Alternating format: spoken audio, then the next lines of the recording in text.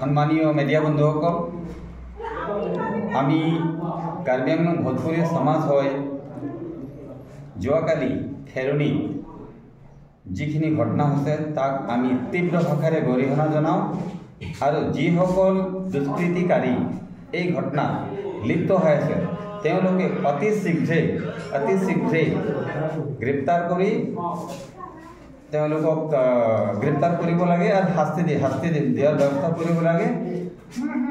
আমি জিলা প্ৰশাসন আৰক্ষী প্ৰশাসন সকলোকে অনুৰোধ জনাওঁ যে দুষ্কৃতি ইতিমধ্যে আমি গম পাইছোঁ 25জনকে দুষ্কৃতিকাৰীক গ্ৰেপ্তাৰ কৰা হৈছে। তাৰ লগতে যিখিনি দল সংগঠন বা ইণ্ডিভিজুৱেল দুষ্কৃতিকাৰী এই ঘটনাত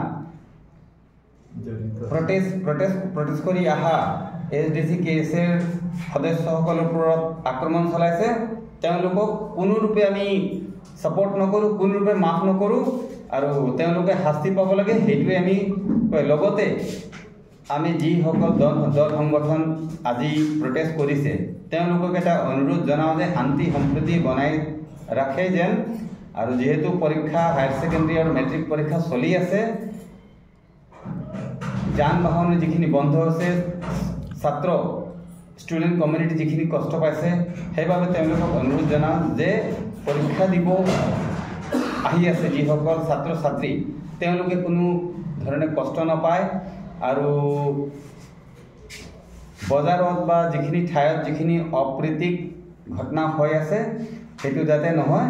আমি সকলো দল সংগঠনক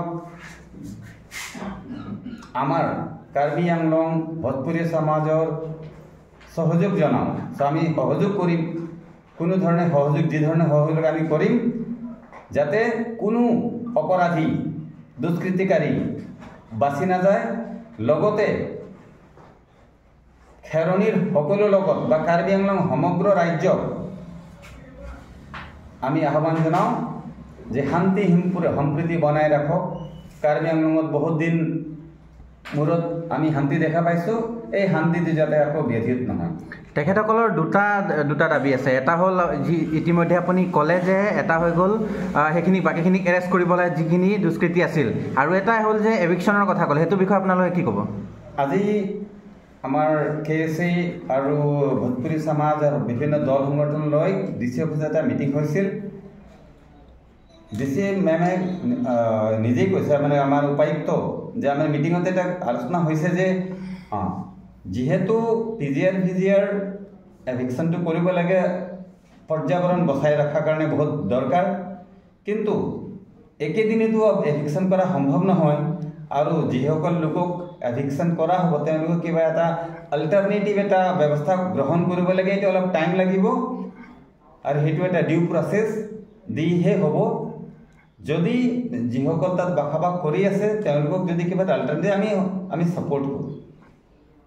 মানে অসম ভোজপুৰী সমাজে এতিয়া মানে এভিকশ্যনটো বৰ্তমান মানে কৰিলেও ছাপোৰ্ট কৰিব, যদিহে তেওঁলোকক যিসকল তাত বসবাস কৰা আছে, স্কুল আছে, এইবিলাক তেওঁলোকে এটা অল্টাৰনেটিভ ৰিহেবিলিটেশ্যনৰ কিবা কৰি দিয়ে আমি সহযোগ কৰি আমি ছাপোৰ্ট কৰিছোঁ। দুষ্কৃতিৰ ওপৰত কি একশ্যন ল'ব লাগে? যি ধৰণে আইনমতে যি ধৰণে একশ্যন ল'ব লগা হয় সেইটো গোটেই ল'ব লাগে। সেয়াত আপোনালোকে ছাপোৰ্ট কৰিব? ছাপোৰ্ট নিশ্চয় আমি কৰিছোঁ। দুষ্কৃতিকাৰীক আমি কেতিয়াও ছাপোৰ্ট নকৰোঁ আৰু দুষ্কৃতিকাৰী শাস্তি পাব লাগে।